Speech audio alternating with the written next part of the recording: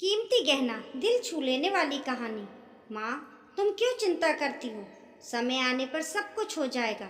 और हाँ, इतना कंजूस मत बनो। इतने गहने क्यों ले रही हो?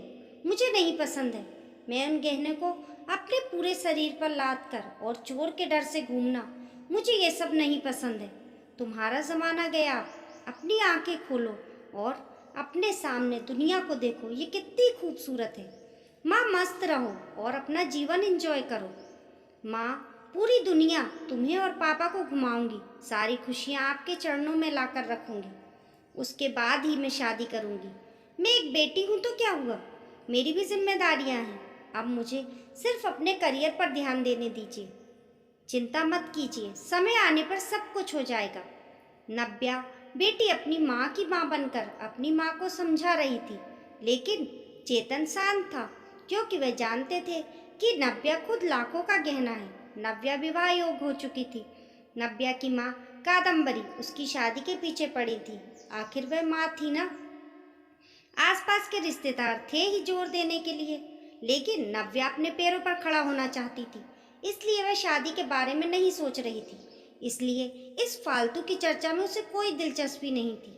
कादम्बरी सिर्फ एक वाक्य कहती थी, पढ़ाई करना तो तुम शादी के बाद भी कर सकती हो ना। हमारी चिंता करना कम करो। नव्या अपने फैसले पर अड़ी हुई थी और कादम्बरी हमेशा चिंतित रहती थी। आसपास की लड़कियां शादी करके गृहस्थी संभाल रही थीं। 8 दिन पहले नव्या की सहेली की शादी हुई। वह धूमधाम से हुई। शादी में उसके शरीर पर 1 किलो सोना पहनाया गया होगा। उसे हर रस्मों में एक गहना उसकी माँ अपनी बेटी के शरीर पर चढ़ा रही थी। दिखावा बहुत था शादी में। हमारी तो कोई भी तैयारी नहीं। नव्या की शादी के लिए चेतन तो किसी बात की चिंता नहीं करते।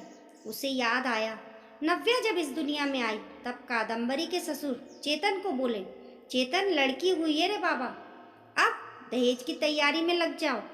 कादम्बरी को बहुत बुरा लगा सुनकर। पिता बनने की बधाई देना तो दूर, दहेज की बात करने लग गए। लेकिन चेतन इतने खुश थे कि मेरी संतान के रूप में पहली ही बेटी हुई। वे उसको लाड़ प्यार करने में मग्न रहते थे। वह उत्सुकता से नई नई चीजें नव्या के लिए ले आते। मूल रूप से नव्या बहुत बुद्धिमान और तेज तर्राट थी। वह उत्सुकता से नई नई चीजें सीखने के लिए इच्छुक थी। नव्या धीरे धीरे अच्छे संस्कारों में बढ़ती जा रही थी। शिक्षा के क्षेत्र में वह हमेशा अव्वल रही।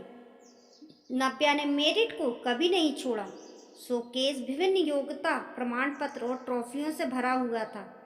चेतन बोलता था, बस नव्या का सपना साकार करना है, इसलिए फिर उसकी शादी के लिए बचत वगैरह वह करता नहीं था। चेतन कादम्बरी को कहता था कि उसकी शानदार सफलता ही उसका सबसे कीमती गहना है। सब कुछ अच्छा होगा, चिंता मत करो। पर कादम्बरी की एक ही रट लगाती, थोड़े पैसे बचाने चाहिए, लड़की की शादी करनी है तो फिर 4 गहने तो देने पड़ेंगे नव्या को। गले में डिप्लोमा सर्टिफिकेट और ट्रॉफी ही लेकर खड़ी रहेगी क्या मंडप में? ये कादम्बरी, ए कादम्बरी, शांत शांत, अपना ब्लड प्रेशर मत बढ़ाओ। मैं हूं ना, फिर शांत हो जाओ। चेतन कादम्बरी को समझा रहा था। चेतन की शांत धुन सुनकर कादम्बरी की अंदर की माँ जाग जाती ही थी। गुस्से में वे चेतन को बुरा भला बोल देती थी। चेतन तब भी शांति से सब कुछ सुनता था। कादम्बरी बोली, अब मुझे ही कुछ करना होगा। नव्या के पापा तो कुछ नहीं करेंगे। कल उम्र ज़्यादा बढ़ गई तो शादी के बाजार में कोई शिक्षा को नहीं पूछेगा। रहा सवाल गहनों का, एक भी छोटा बड़ा गहना बनाकर नहीं रखा। सोना सस्ता हो जाने पर बहुत बार बोलती थी बनाकर रखो, लेकिन इसके पिता ने तो मेरी एक न सुनी। शेविंग भी नहीं है। हमेशा उसकी शिक्षा पर खर्च करते थे। क्या बोलते थे?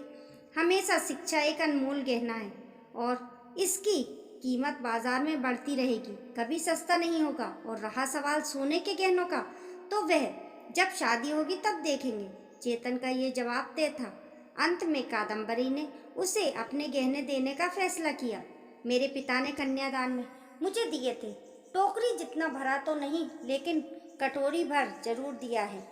मैं अब कहाँ पहनने वाली हूँ ये गहने?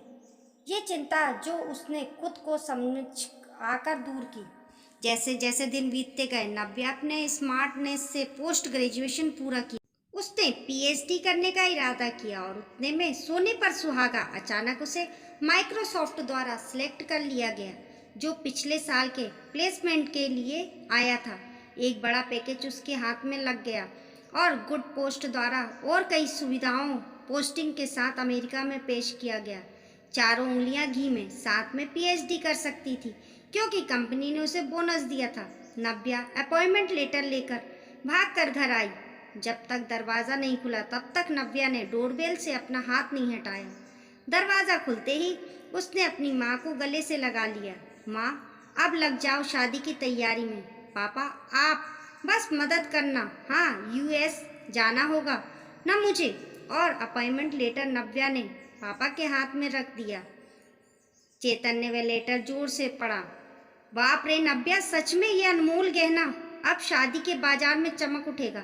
ऐसा बोलकर कादम्बरी भगवान के सामने शक्कर रखी। कोटि कोटि धन्यवाद आपका भगवान जी। ऐसा बोलकर भगवान को हाथ जोड़कर नमस्कार किया। अब ये बड़ा गहना और अन्य छोटे बड़े सर्टिफिकेट के आभूषण नव्या के व्यक्तित्व पर अवश्य ही अच्छे लगेंगे। कादम्बरी, फिर बताओ सोना लेने कब जाना है? चेतन ने उसे टोंट मारा। इसमें कोई संदेह नहीं है कि उसकी शादी में उसके गुणों के आधार पर अर्जित अमूल्य गहना निश्चित रूप से उसके सौंदर्य बढ़ाएगा चेतन जी। और वह मेधावी पदक और बड़ी बड़ी ट्रॉफी या अन्य पद्म भूषण दुल्हन की शोभा और बढ़ाएंगे। ये हीरा हमारे मानस के जीवन में बिल्कुल फिट बैठता है। चलेगा ना आपको? दरवाजे पर शर्मा फैमिली खड़ी थी। अच्छा, रिश्ता नव्या के लिए चलकर आया था।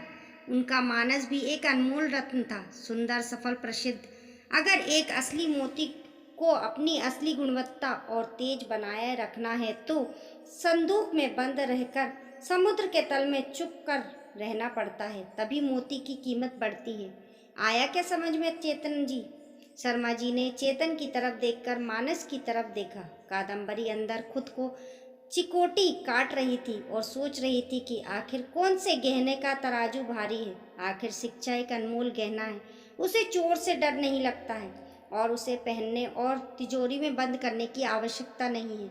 दोस्तों, आपको ये कीमती गहना कहानी कैसी लगी कमेंट करके ज़रूर बताइए और पसंद आने पर लाइक और शेयर करें। ऐसी ही अच्छी अच्छी कहानियों के लिए चैनल को सब्सक्राइब करना ना भूलें। मिलते हैं फिर एक नई कहानी के साथ।